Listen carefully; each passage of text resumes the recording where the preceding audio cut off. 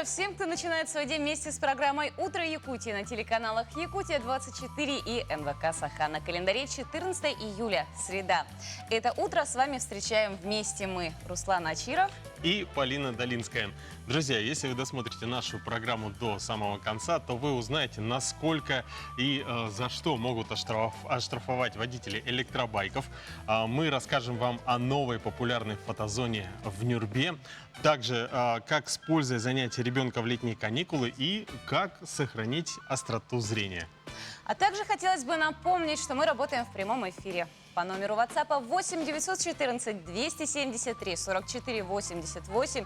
Делитесь своими планами на предстоящие выходные. Рассказывайте, какие интересные события произошли в вашей жизни. А также поздравляйте своих родных и близких. Ну и, конечно же, у нас есть страничка в Инстаграме. Подписывайтесь, ставьте лайки. «Утро Якутия». Обязательно, друзья. Ну что, давайте начнем. И, конечно, по традиции начнем с прогноза погоды. По данным Якутского гидрометеоцентра, в 6 часов утра температура воздуха в центральных районах составила от 8 до 12 градусов. В заречной группе Улусов 11-17 со знаком плюс. В южных Валдане сегодня в 6 часов утра столбик термометра показал 9 градусов, выше 0, в Нерюнгри 10 градусов. В Вилюйской группе Улусов от 14 до 18, в Нижнеленских от 14 до 16. В западных 12 градусов сегодня в Ленске, в Алекминске и Мирном 14 градусов тепла. В Колымо-Индигирской группе Улусов от 8 до 15 градусов со знаком плюс, в Янских от 9 до 16. На северо-западе холоднее сегодня в Саскалахе плюс 6 градусов и теплее в Тиксе плюс 12. В городе Якутске в 6 часов утра температура воздуха составила 17 градусов, выше 0, атмосферное давление 748 миллиметров ртутного столба «Штиль». Синоптики обещают нам день без осадков. Ветер юго-западный подует с порывами от 3 до 8 метров в секунду. Днем столбик термометра покажет 29-31 градус со знаком плюс. Ну что, мы продолжаем. И, конечно же, сейчас мы подготовили для вас самые актуальные новости к этому часу вместе с нашим новостным обозревателем Валерией Наумовой.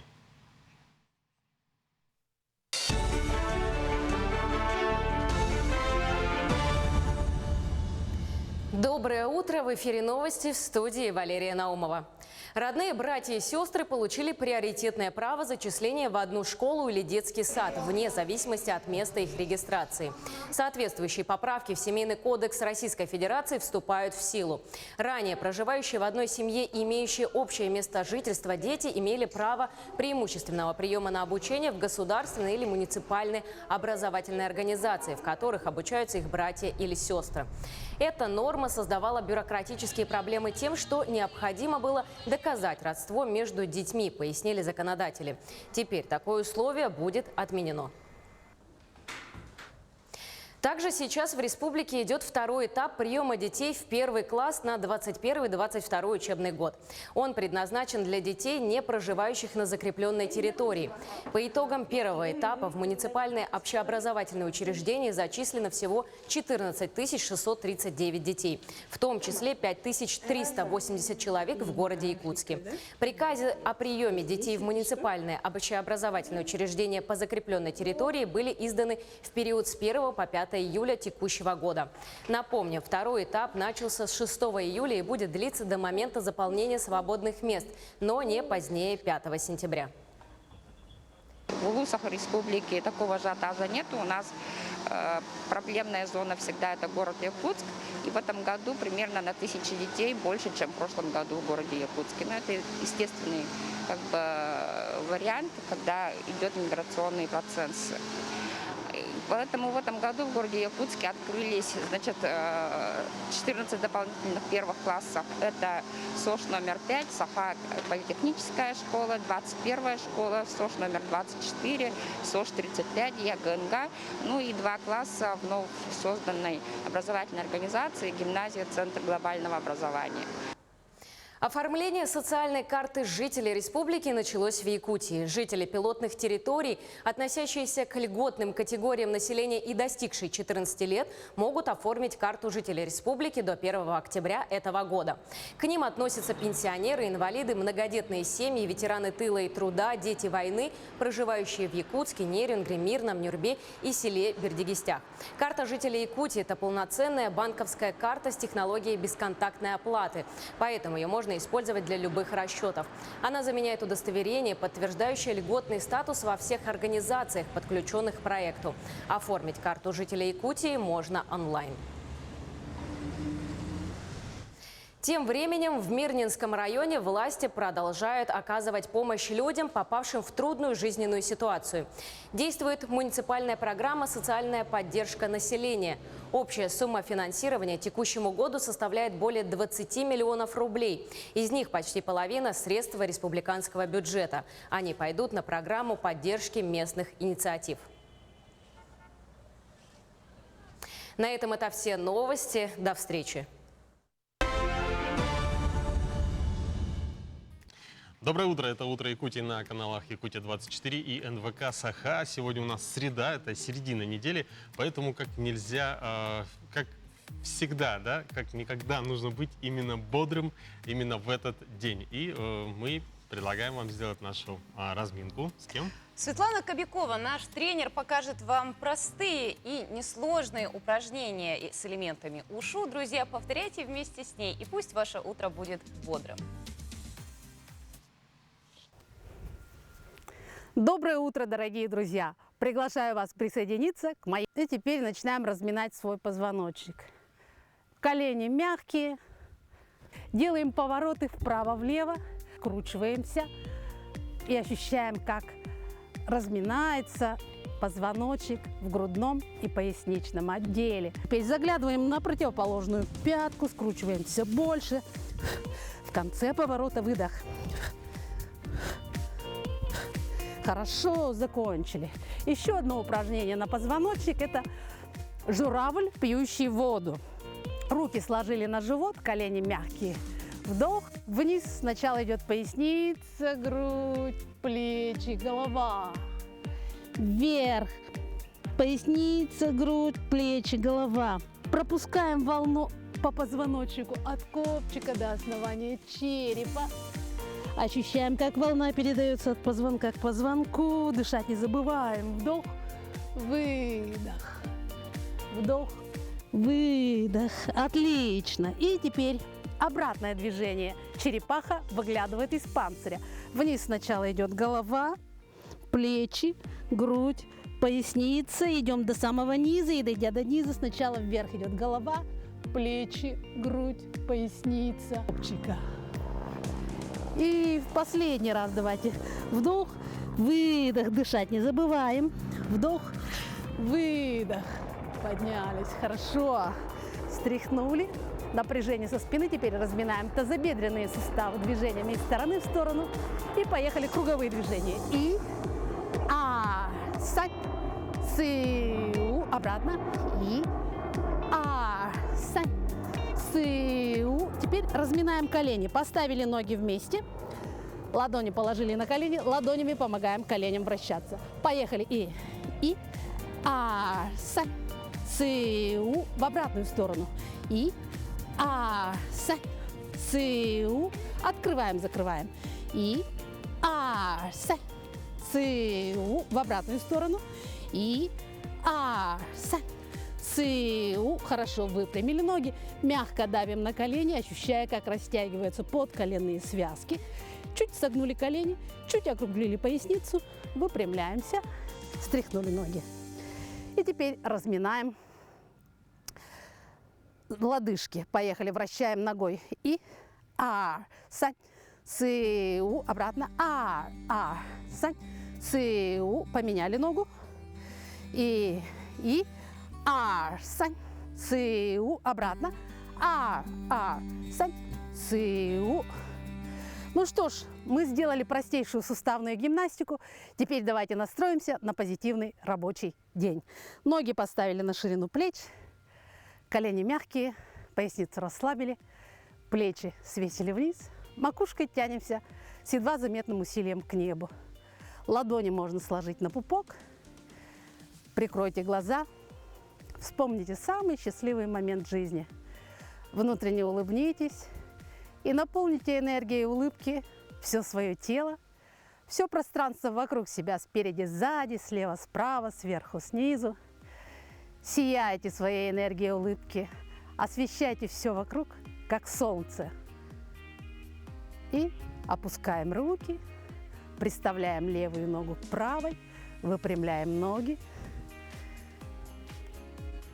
Всем хорошего дня, будьте здоровы и счастливы. А вы знаете, это нелегкое занятие – морочить людям головы. Да, конечно, знаем, каждое утро этим занимаемся. А, кстати, почему ты сказал? Дело в том, что это цитата из моей любимой сказки, из моего детства «Волшебник изумрудного города». Ну, а сегодня, именно в этот день, день рождения Александра Волка, автора этого произведения. Кстати, какие еще интересные даты и события произошли в этот день, 14 июля, мы узнаем в нашей постоянной рубрике.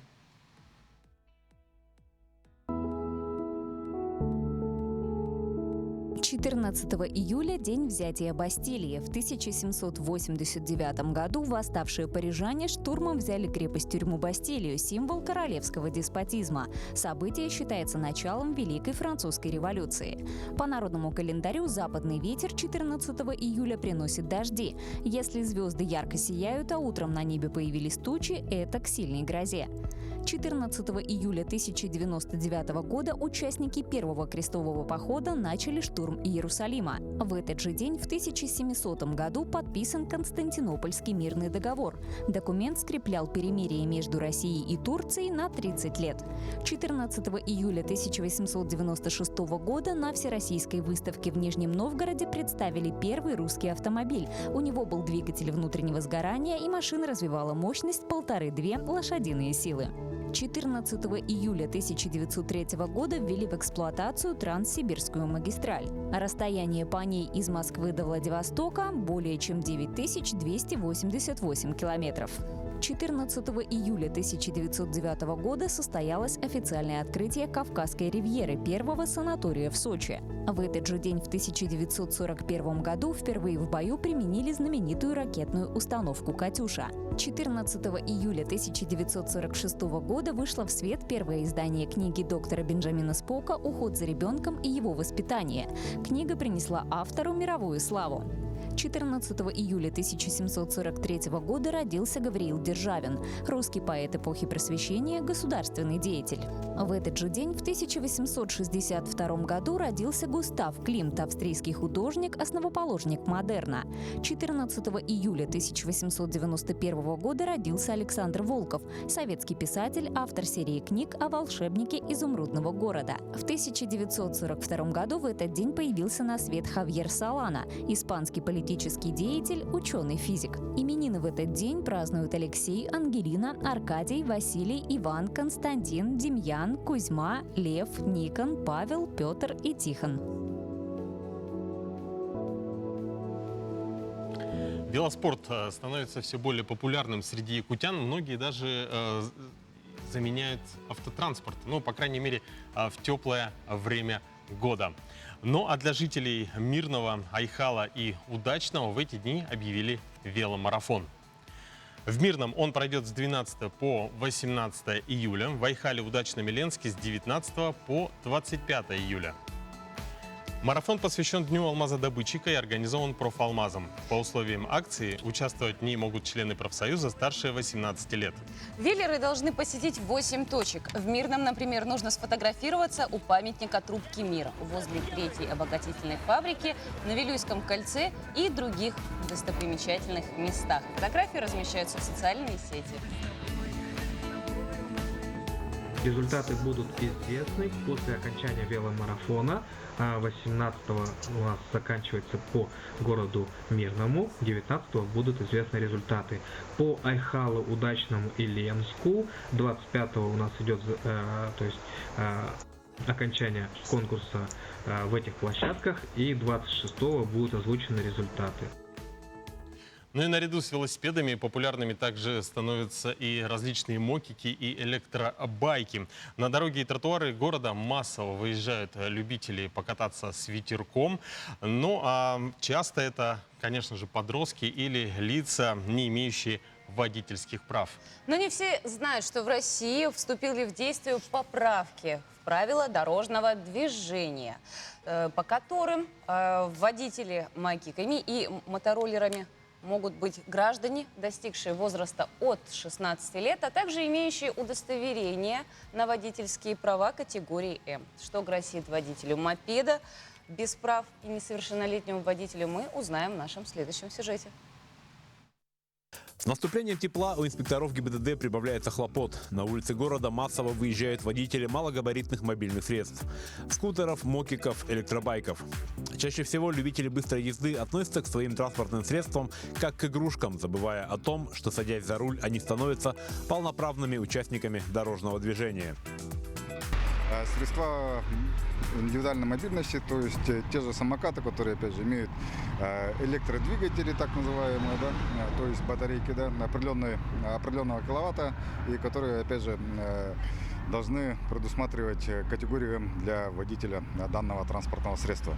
То есть, соответственно, опять же, водитель полноценный, можно сказать, участник дорожного движения, так как он имеет право кататься с 14 лет на проезжей части, а до 14 лет дети имеют право кататься только в определенных для этого местах, то есть таких как площади, парки, скверы, также специальные велодорожки.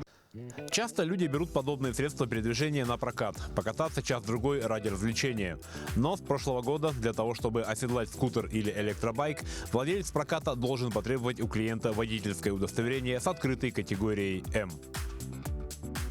Раньше мопедами, мокиками можно было управлять, не имея водительского удостоверения, однако с 2014 года в правила дорожного движения внесены изменения, согласно которого для управления ими требуется категория М.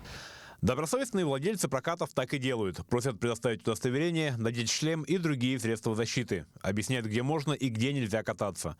Многих клиентов такой подход нервирует и вызывает волну негодования. Есть умные люди, которые говорят, нам не надо эта проблема, уходим. А есть люди, которые настаивают до последнего, не уходят отсюда. Что дайте, мы будем кататься, мы столько дорога пришли, мы будем кататься. Они долго здесь будут ходить. Даже бывает, что конфликты возникают, что вот, почему всем можно, нам нельзя. Я объясняю, показываю бумага, говорю, предписание пришло, закон раньше другой был, сейчас другой. Люди не могут понять, люди смеются на меня и идут, говорят, да не хочешь, давай туда-сюда, там. Безобидное развлечение без водительского удостоверения может серьезно ударить по карману, если нарушителя остановят сотрудники ГИБДД. И если за рулем окажется несовершеннолетний, то отвечать за его поступок придется родителям, в том числе и рублем. У водителя данного транспортного средства должно быть водительское удостоверение определенной категории. То есть, согласно правилам дорожного движения, это категория у нас М. Водителя данного транспортного средства нету, то он может, опять же, ответить по Кодексу Российской Федерации об административных правонарушениях по статье 12.7 по части 1. Там уже штраф от 5 до 15 тысяч рублей. Покупают родители, да, можно сказать, да, такие транспортные средства своим детям. И не предусматривают все правила дорожного движения, то им уже может грозить за передачу данного транспортного средства, то есть лицу, который не имеет водительского удостоверения, то ему уже грозит штраф в размере 30 тысяч рублей. Любое транспортное средство – это объект повышенной опасности. Не только для тех, кто им управляет, но и для окружающих. И именно об этом стоит помнить, когда вы в следующий раз решите покататься на скутере или электробайке ради удовольствия. Александр Хавренко, Джулус Иннокентьев, Владимир Павлов, Якутск. Но в Нюрбе появилась необычная аллея парящих зонтиков. Идея ее создания пришла девушкам-активисткам, которые однажды, прогуливаясь по городу, засмотрелись на фонарики у магазина. Более 100 зонтов они приобрели в течение нескольких дней, которые закрепили на каркасы. Действительно, и под парящими зонтиками теперь фотографируются всем жители и, конечно же, с удовольствием прогуливаются. Теперь это место стало любимым местом для селфи нюрбинцев.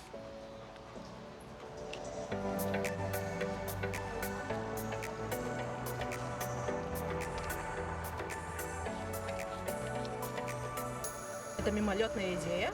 Мы пришли на обед, тут посмотреть. Ну, у нас давно уже есть вот эта аллея, и кооператоры начали украшать, они повесили фонарики, и вот мы вдохновились именно вот этими фонариками. Вот бы еще сюда зонтики мы подумали, и вот как подумали, так и решились реализовать. Начали искать спонсоров, единомышленников, и вот таким образом вышли на администрацию района. Вот глава нас поддержал и выделил средства очень оперативно. И вот как только появились деньги, мы начали, ну, у нас легла ответственность, и мы начали искать партнеров, которые ставят нам зонтики, купят и все такое. И вот буквально за, можно сказать, неделю у нас появилась такая аллея. Очень красиво, необычно. Кстати, Молодцы. да, и кроме того, что появилась дополнительная локация не только для фотографий, но и времяпрепровождения вместе с семьей, ну а также от жары можно спрятаться под теми самыми зонтиками, ну и от дождей, которые, кстати, мне кажется, вот эта инсталляция будет радовать не только все лето, но еще и всю осень. Ну а если нет зонтика и темных очков, палящее яркое солнце может быть вредным для глаз. О том, как сохранить здоровое зрение и как на него влияет питание, расскажет Татьяна Кехтер в рубрике «Мой доктор». Давайте посмотрим.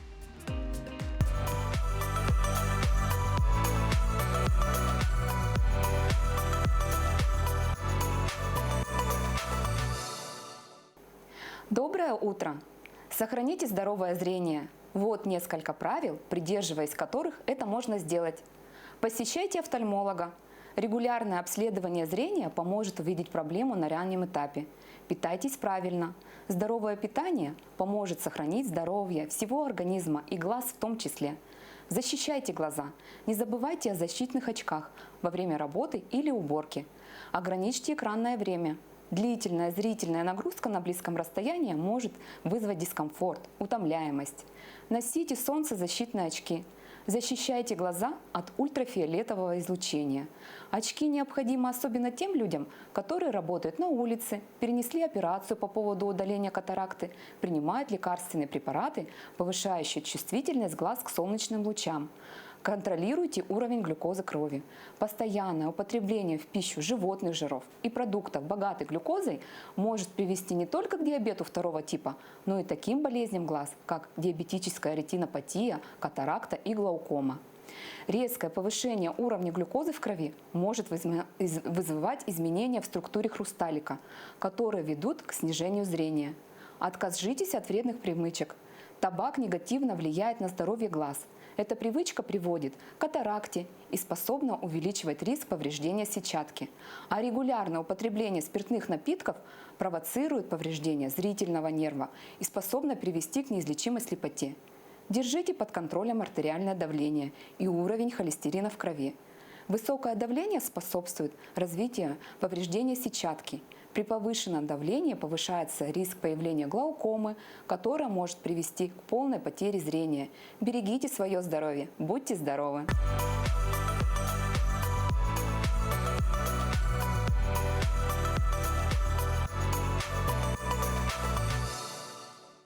Мы послушали советы доктора, ну а сейчас предлагаем поговорить о подготовке медицинских кадров.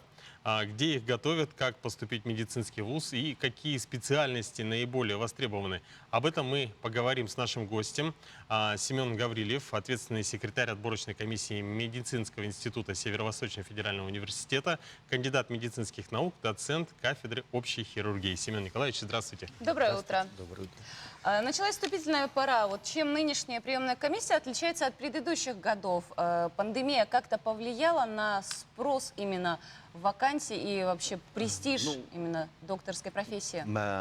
По моим ощущениям, конечно, престиж врача повысился. И это видно как по информациям, как по, в смысле, имеется в виду по телевидению, да, по всем остальным этим мессенджерам. А так изменения такие, что из-за пандемии сейчас мы полностью перешли на дистанционную, скажем так, дистанционный прием. На дистанционный прием, соответственно, в принципе, сейчас век интернета, это не так сложно. И, по-моему, даже это удобно. потому как по большому счету вся информация висит на сайте, допустим, ЦВФУ. На сайте ЦВФУ там можно все найти. Ну, а если у кого-то какие-то вопросы возникают, то, соответственно, вот есть номера телефонов, куда можно позвонить, соответственно, и обратиться к нам, чтобы задать те вопросы, которые их интересуют. Ну, смотрите, в плане теории, может быть, дистанционное обучение, оно как бы и помогает людям, то есть тут нету никакой именно разницы при очном посещении, но практика, она ведь все равно требует именно работы с пациентом. Нет, вы имеете в виду обучение? Обучение, конечно, обучение у нас, оно, скажем так, практическое, конечно, но это обязательно требует, это мы тоже видим. То, что мы вынужденно сели на дистанционное обучение, и это, конечно, влияет на качество, на все. Я имею в виду вот то, что мы с вами разговаривали насчет приема. Насчет приема, вот дистанционно, мне кажется, это удобно, это хорошо, потому что обратная связь моментальная, можно сказать, да, есть личный кабинет абитуриента, по которому он загружает, и когда мы с этим документом работаем, он сразу же видит, что ему надо дозагрузить, не надо туда-сюда, направо-налево бегать, как говорится, да, чтобы что-то изменить, заново ехать в мединститут, ну, тоже автобусы все равно, это же все-таки дети наши, да, вот, поэтому так они сидят и спокойно вот онлайн, скажем так, или онлайн они так работают. И если есть какие-то вопросы, конечно, позвонить можно в приемную комиссию. Семен Николаевич, а какие специальности наиболее востребованы в этом году? Ну, пока, конечно, говорить еще рано, сейчас только середина приема идет. Так, в принципе, лечебное дело на одном, ну, сейчас я вам скажу вот на сегодняшний день, да, это вот на одно место лечебное дело подали заявку 2,17, ну, да, я буду полные цифры говорить, да, на педиатрическое отделение 3 человека, стоматология 9, фармакология 5 человек и сестринское дело 3 человека. То есть можно понять, что стоматология самая востребованная, да, профессия по поступлению? Да, в финансовом положении, ну, конечно, сейчас все дети понимают, что зарабатывать надо, и поэтому, конечно, стоматологи у нас все платно, знаете, да. Но мне кажется, это сильный перекос в другую сторону, потому что, ну, представьте, сколько стоматологов, ну, где найти работу, по большому счету. Где столько зубов найти, да? Не А как говорите. вообще проходит прием на целевые места? Да, вот изменения сейчас пошли такие, что начались такие. Это то, что раньше, когда было, ну, допустим, в те времена, скажем так, когда я сам поступал, если у вас есть целевой договор, то, в принципе, вам только нужно все предметы сдать. И вы считаетесь студентом, да? Неважно, какую оценку. То сейчас целевые места, на одно целевое место могут давать договора нескольким студентам. К сожалению, родители влияют, этого не понимают, и они тоже считают, ну, влияют на своих детей. И они считают, что раз я дал целевой договор, то есть целевое место, договорился, подписался, значит, я 100% уже туда поступлю. Но там тоже продолжается конкурс, там тоже, да, конечно, на место? Конечно, мы же заинтересованы, чтобы у нас поступали люди с более высокими баллами, чтобы в будущем специалисты у нас тоже были более качественные, да. И вот в этом отношении, да, родители, конечно, ну, всю информацию, в принципе, у нас можно узнать, и на сайте тоже там висят, допустим, там какой УЛУС, какое количество мест оно подало. Допустим, Минздравом Республики Саха-Якутия у нас 123 целевых места. А вот что, кроме высоких баллов ЕГЭ, допустим, нужно для успешного поступления в ВУЗ, и какие ошибки часто совершают абитуриенты, чтобы тоже их оградить? Значит, так, ну, скажем так, те ошибки, которые они совершают, ну, по большому счету мы их, скажем так, ограждаем. Ну, вот мне бы хотелось сказать такую вещь, что видите ли, ведь дети сейчас поступают, вот самая главная ошибка, они поступают как? Вот человек думает, что он будет, допустим, тем же стоматологом, да? Но ведь медицина же, она Она обширная, да, конечно. не только в одну стоматологию, да, она обширная. Поэтому, ну, у кого есть желание быть врачом, допустим, да, то, в принципе, можно подавать сейчас и на лечебное дело, и на педиатрию, да, то есть вот направлений сейчас можно подавать до 5, да, и в филиалах до 3 направлений сразу. И по большому счету, вот иногда мы смотрим, вот у ребенка хорошие баллы, да, и он только подает на одно направление. Ну, как-то это нерационально, да, потому что на этом То месте, есть допустим... лучше несколько, да, Конечно, вот именно направлений конечно. выбрать? Лучше несколько направлений выбрать, которые вот позволяет по федеральному закону, да, позволено, и, соответственно, вот, посмотреть, ну и там для себя и выбрать, да, вот стоит, не стоит, вот, мне так кажется. Ну и потом сейчас, конечно, есть такая тенденция, что люди мечтают поступать в центровузы, да? Центровузы, считается, что там образование лучше и так далее, да, но понимаете, в чем дело? Когда наши ребята, хорошие ребята, да, с хорошими баллами, яркие, да, приезжают туда в центровуз, допустим, поступив, то там они входят и, скажем так, превращаются в обычную серую массу. И, понимаете, там проявить себя, там что-то показать, да, что-то сделать, там трудно, потому что, ну, представляете, да, вот.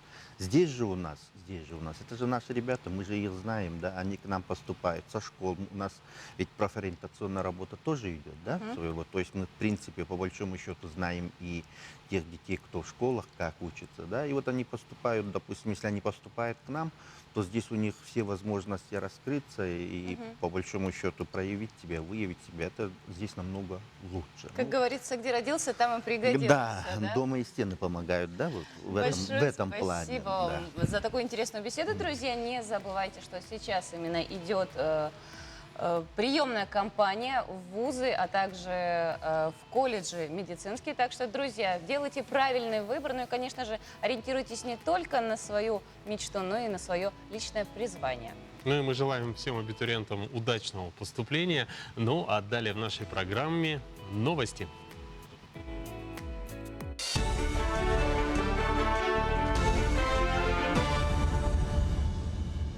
Доброе утро! В эфире новости, в студии Валерия Наумова. Программу по льготной ипотеке по ставке до 7% продлили до 1 июля 2022 года. Кроме того, будут расширены условия программы «Семейная ипотека». Принять в ней участие смогут семьи даже с одним ребенком. Купить жилье в новостройке в рамках программы «Льготная ипотека» со 2 июля можно уже по ставке до 7% годовых. Максимальная сумма кредита для всех регионов – 3 миллиона рублей. Первоначальный взнос, как и прежде, должен составлять не менее 15% стоимости жилья. Разницу между льготной ставкой и рыночной банкам возмещает государство. Призывную кампанию на военную службу завершают в Якутске. Отмечается, что во время призыва выполнялись все требования по соблюдению правил защиты от коронавирусной инфекции. В результате слаженной работы комиссии план, установленный военным комиссариатом республики, выполнен. Всего комиссию прошли 3635 молодых людей, из них призвано на военную службу 700 человек. Призывников распределили по всем родам войск, которые находятся на территории Восточного военного округа. Это в том числе и мотострелковые, воздушно-десантные, железнодорожные войска, а также военно-морской флот и военно-космические силы. По Дальневосточному округу Якутия в числе лидеров по поставке войска призывников с высшим образованием. 3 миллиона рублей получит Мирнинский район на развитие спорта. Такое решение приняли депутаты районного совета. Чуть более 1 миллиона рублей пойдет на участие спортсменов района в чемпионатах республики и соревнованиях всероссийского уровня. Для тех, кто успешно выступит на этих состязаниях, также выделены средства. Так, 950 тысяч рублей власти направят на премирование лучших атлетов, тренеров и спортивных работников Алмазного края. Еще один межбюджетный трансфер в размере 1 миллиона рублей достанется физкультурно-оздоровительному комплексу села Арылах, а именно на его ремонт. Работа на пригородных полях Якутска в самом разгаре. Опытный овощевод Алексей Ний занимается аграрной культурой уже 5-й год. В его хозяйстве на открытом грунте площадью в 30 гектаров выращиваются органические овощи и фрукты. В этом году Алексей планирует собрать около 20 тонн арбуза с одного посаженного гектара. По словам овощевода, сбор хорошего урожая зависит от обработки земли и обильного орошения. Сейчас с полей пригородного хозяйства ежедневно собираются более тонны свежих овощей и реализуют их на столичных рынках и через предприятие Туймада Агроснаб. 42 гектара здесь у нас примерно. В общем 42 гектара. Ну, из них капуста, картошка у нас в основном основная масса. И огород примерно где-то гектаров 20, наверное. Вот у нас в этом году до сих пор, как с весны начали, прополкой все занимаются. В этом году травы очень много. Надеемся, что хороший будет урожай. Все от погоды зависит. Посмотрим, как по погоде. На этом у меня все. Хорошего дня. Кстати, Руслан, почему ты сегодня, между прочим, задержался перед эфиром? Ну, я немножко проспал и даже не успел позавтракать. Кстати, у меня есть для тебя, во-первых, хорошие новости. Опаздываешь ты уже не первый раз, и я специально для тебя приготовила. И у меня есть очень хорошие советы для людей, которые не успевают позавтракать. Вы можете готовить свой завтрак с вечера. Как я, допустим, сделала для тебя. Завтрак этот очень полезный. Это овсяная каша на молоке, она с бананом. У меня вот, смотри, я специально с вечера залила ее теплым молоком и оставила на всю ночь в холодильник. Ты теперь То есть можешь не варила добавить... его, он отстаивался Да, прямо. конечно, то есть без варки оно не потеряло никаких своих полезных свойств. И ты можешь разнообразить. Ты можешь добавить корицу, есть у меня также тертый шоколад, также есть голубика. Можешь вот на выбор, есть грецкий орех, есть миндаль, а также можешь добавить курагу. Вот он такой полезный и вкусный завтрак. Слушай, ну это все Угощайся. здорово, но я немножко к другому завтраку привык. Я, кстати, его тоже все взял с собой, но я думаю, он очень хорошо дополнит твой полезный завтрак. Значит, у меня вот тут в контейнере достаем, ну, во-первых, кусочек хлеба, да, хлеб. Потом кладем вот колбаску, колбаска копченая. Затем у нас вот здесь сало, грудинка в моем случае. С колбасой, сало. Сало с колбасой и с сыром. И с сыром. И вот чесночок еще. Чесночок и Чесночок. чесночок обязательно. Половина лучка и еще один ингредиент. Я его, кстати, тоже взял с собой. Это немножко капельку майонеза, чтобы вот так вот очень было все питательно и Руслан, ты вкусно. варвар. Ну, а зачем просто кушать овсянку, да, одну? Она Когда не можно просто кушать такая, очень она вкусно питательная, и полезно. Она и полезная. В общем, у нас спор, дорогие друзья. Если у вас есть свое мнение, как вы завтракаете, то можете отправлять ваши сообщения к нам на WhatsApp 8 914 273 44 88. Самые интересные варианты завтраков мы Да, обязательно друзья, но зачитаем. я все равно, я буду выражать в сторону тех людей, которые за полезный завтрак, которые беспокоятся о своем здоровье, о состоянии своих волос, кожи, красоты, чего и тебе советую. Ладно, я после эфира поем обязательно.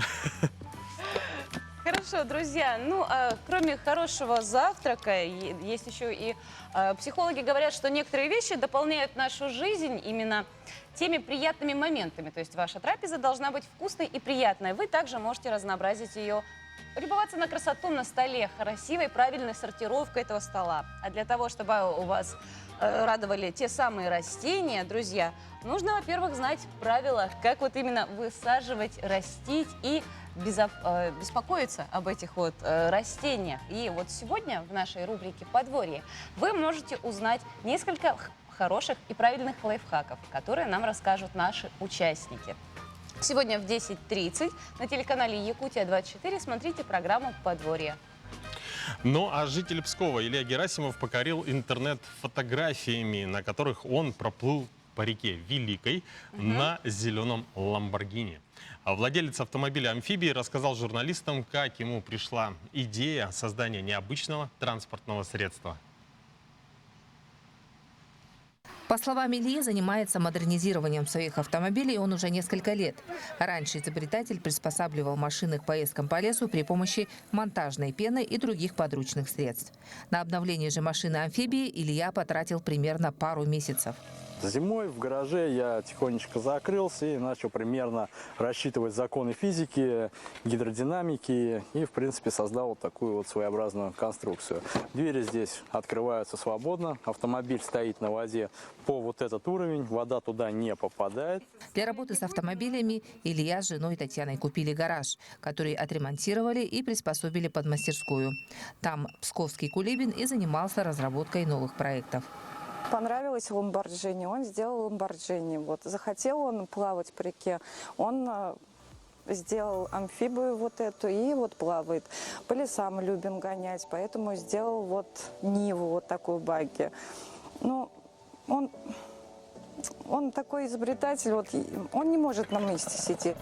По словам изобретателя, автомобиль-амфибию он создал для себя и был крайне удивлен бурной реакцией общественности. Я ее не готовил ни как коммерческий проект какой-то, ни как вообще. Просто вот для себя летом, ну, как войти, скажем так, как память, просто поплавать, посмотреть. Но вызвал такой общественный интерес большой, то есть, что автомобиль плавает, памятники красивой архитектуры стоят, и фотки на этих памятниках машины. Все сначала думали, что это фотомонтаж, то есть все соцсети гудели, что это фотомонтаж, потому что на фоне синей реки зеленый автомобиль смотрится, но никто не понимал, что это такое. Илья отметил, что его особенно волновал вопрос безопасности машины для окружающей среды. Поэтому он предусмотрел специальные механизмы защиты воды от попадания в нее бензина. На местных пляжах Илью знают и ждут не только желающие посмотреть на плавающую ламборджини, но и дети, которых мужчина катает на машине по реке. Кроме того, создатель автомобиля-амфибии поделился, что работает над еще одним проектом, который в следующем году взорвет интернет. А для тех, кто не настолько мастеровит, как герой предыдущего нашего сюжета, но все-таки хочет избежать каких-то серьезных проблем своего железного коня, помогут несколько полезных советов от нашего специалиста. Всем доброе утро. Меня зовут Алексей. Я занимаюсь ремонтом ходовой части. Мой стаж более 23 лет. Сейчас наступает пора отпусков, и многие автолюбители с семьями, с детьми выезжают на море, куда-то в другие республики, в другие города. И бывает очень часто так, что наши дороги, конечно, оставляют желать лучшего. И где-то на скорости, попадая в яму, в какую-то неровность, происходит следующее. Вы влетаете в эту яму, выезжаете, и буквально сразу у вас происходит такая ситуация, когда вы не можете даже удержать руль. То есть вроде бы никаких стуков нет, но начинает болтать руль, болтать машину. Конечно, у любого, особенно неопытного водителя, начинается паника, потому что он думает, все, что-то вышло из строя, там, шаровая отлетела или рулевая. Как правило, люди часто очень думают, что проблема в рулевой, потому что руль начинает бить. Я вам скажу, что вибрация и биение руля в 99% случаев возникает из-за резины. Когда вы попадаете в большую яму, какую-то кочку, да, или наезжаете на какую-то железку большую на скорости, у вас происходит удар резиной. Особенно многие люди ездят на низкопрофильной резине, соответственно, степень амортизации там еще меньше. Поэтому не паникуйте, спокойно выходите из автомобиля, смотрите на колеса. Если вы даже визуально не видите, что у вас вылезла грыжа, если я имею в виду колесо целое, да, они могут быть и внутренние грыжи, делайте очень просто. Берете, домкратите свое авто и переставляете задние колеса вперед, соответственно, передние назад. Начинаете движение, как правило, ну, скорее всего, на 99% у вас уйдет биение руля. Возможно, будет, вы чувствовать будете, что машина шевелится в задней части, но это уже не так страшно, потому что самое страшное – это разрыв передних колес. Соответственно, даже когда с грыжей биение, оно разбивает ходовую часть. С такой помощью, когда вы переставили задние колеса вперед, у вас ушло это биение, вы спокойно можете доехать до ближайшего шиномонтажа, до магазина, купить вышедший из строя баллон, поставить его и дальше путешествовать. Для того, чтобы, опять же, не попадаться в такие ситуации, перед поездкой обязательно ставьте резину ту, которая подходит под данный сезон времени. То есть зимой это зимняя резина, летом это летняя резина. Обязательно смотрите давление в шинах. Летом я рекомендую сделать их чуть-чуть пожестче, зимой, наоборот, чуть-чуть помягче. Спасибо. Чем занять детей в летние каникулы? И чтобы это было не только полезно, но и увлекательно. Мы сегодня поговорим с нашей гостьей. Это Лада Евсеева, методист парка «Россия. Моя история». Доброе утро. Доброе утро. Доброе утро. Исторический парк «Россия. Моя история» организует постоянно какие-то интересные интерактивы, выставки, экскурсии для детей. Для какого возраста они ориентированы? И вот в чем их основное предназначение? Ну, вообще я именно специалист по детским и семейным программам, поэтому я занимаюсь тем, чтобы придумать 101 причину детям и семье прийти в музей. Поэтому любые выставки, как бы они скучно не звучали, да, наша задача найти там что-то интересное, изюминку для детей. Поэтому вот те выставки, которые сейчас проходят, вспомним, но это о войне, конечно, тема тяжелая, но она интересна тем, что там не победные реляции или там сводки наступлений, да, там история войны рассказана в том числе от лица самих детей, участников, да, войны. Есть выставка «Старинная квартира», там куча мебели. Игрушек с СССР? Нет, это другое. Это Это именно квартира, интерьер 19 века. И ты можешь там зайти, увидеть и кровать с шариками, да, и куча каких-то мелочей, и женский костюм чудом сохранившийся, и кукла, да, в коробке такой шикарной, да. И сейчас идут детские летние программы познавательные. Мы едем в пятницу в Табагу, такой у нас выезд краеведческий, да. И кроме того, мы сейчас ждем очень интерактивную выставку про Александра Невского из Екатеринбурга, то есть это же наш русский герой. И ждем выставку в рамках года Академии, в рамках года науки и технологий, да, посвященную академической науке. Звучит, конечно, страшно, но на самом деле все музеи Якутска предоставляют туда свои раритеты. Там будет даже часть такая интерактивный домик полевика. Это что значит? Это значит, полевик — это ученый, который проводит полевые наблюдения. Это геолог, который собирает образцы, или биолог, который собирает гербарий, или палеонтолог, копающий кости. И живет он обычно в домике. И у него куча всяких интересных вещей, которые еще там с прошлого века, середины, все это собрали у людей. И сейчас они будут лежать в открытом доступе. Можно будет там взять лупу, потрогать чемоданчик, рюкзачок, все это своими руками перетрогать. И самое интересное, что мы готовим маршрутные листы для школьников всех возрастов.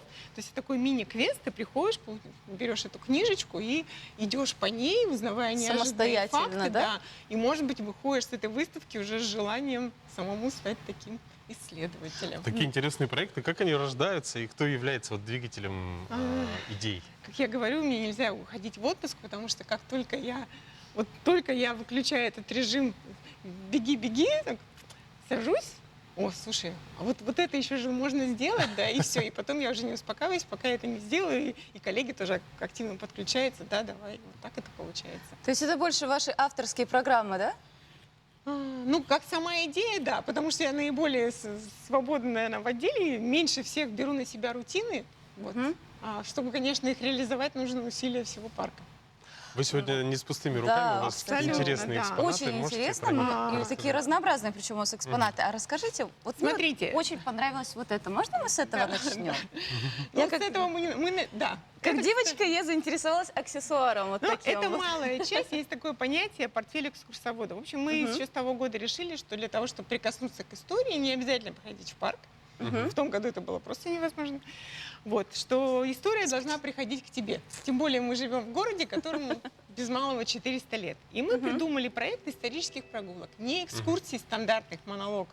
Ребята, посмотрите, все сюда. Но детей очень тяжело заинтересовать историей. Они прямо от этого И мы родили такие исторические прогулки, когда группа идет по тематическому маршруту и узнает что-то такое, чего не прочитаешь в Википедии.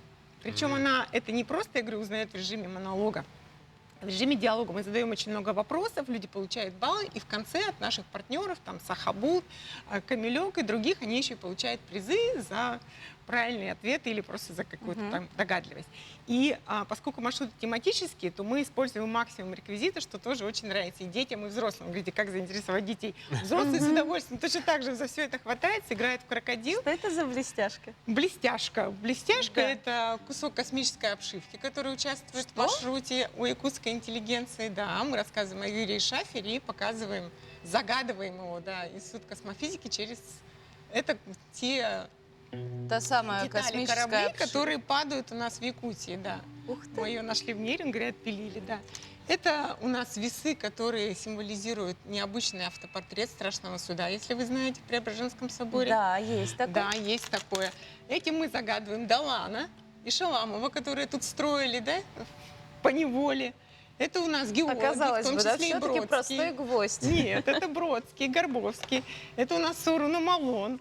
Это Кулаковский, который работал там писарем и счетоводом, да? То есть мы вот идем с этими книгами, обвешиваемся То есть этим вы всем. какую-то историческую личность, вы ее именно Нет, запечатали? мы берем тематические. Есть у нас тематику, маршрут, да? вот, допустим, маршрут у нас «Хардкор», который мы недавно запустили. Он посвящен хардкору, якутской тюрьме и ссылке. Ух ты! Вот. Есть маршрут именно геологический, в субботу стартует. Сегодня у нас будет литературный в краю метели и снегов. То есть маршруты всякие разные, и люди, которые приходят, они нас заставляют уже дальше, там, а давайте медицинский, а давайте театральный, а давайте музыкальный. Мы поняли, что все это будет так продолжаться. Очень много, наверное, желающих, да, посетить.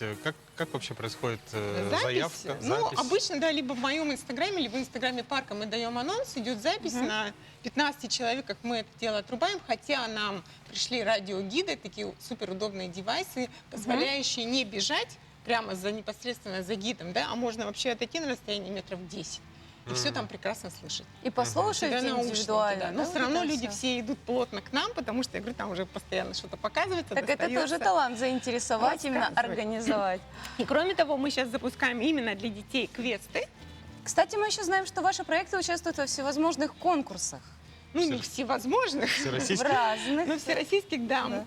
Только что я стала победителем конкурса ТОП-1000 от портала «Живое наследие РФ». Как мы вас поздравляем, во-первых, с этим. Что это было? Что это было? В общем, на платформе «Живое наследие» нужно было представить заявки на культурные бренды республики. Туда пошел залог, шахта Шергина, СРГ, Дети Азии. То есть там события, объекты природные. То есть то, что вот именно наш колорит как-то, да? И жуткий, да, конкурс, и тем не менее практически все заявки, только, по-моему, якутский нож у нас не признали культурным брендом. То есть достойным ТОП-1000, да? Но все 8 заявок у нас туда попали, и я выиграла билет в мечту. Проезд это хватило ровно на возвращение из Нижнего Новгорода, где я тоже участвовала в очередном конкурсе. Ну, по крайней мере, я рада тому, что труд мой и моих коллег сделал тот же залог, да, все время забываемый, входящий в список ТОП-1000 культурного наследия. Смотрите, России. сейчас век цифровых технологий, то есть именно какой-то истории, вот как говорится, как молодежь что называет, пылью, особо не заинтересуюсь. То есть, соответственно, нужно развивать социальные сети. Для вас это как раз-таки вы и превратили их как способ возрождения именно. Ну, социальные сети, во-первых, это площадь, с которой я громко кричу о начале каких-то проектов, как раньше Глашатый говорил. А потом это сцена, на которой ты выходишь, кланяешься, ставишь точку в проекте и собираешь аплодисменты. Ну, мы вас поздравляем, во-первых, очень интересно, друзья, и мы вам всем рекомендуем. То есть, если вы не знали, как отвлечь своего ребенка от гаджета, то прямиком отправляйтесь в музей «Россия. Моя история». Ну а на этой замечательной ноте мы с вами прощаемся. Желаем всего самого отличного, бодрого утра. Не забывайте, что сегодня середина недели, поэтому будьте очень-очень бодрыми. Ну и, конечно же, до новых встреч в эфире, дорогие друзья.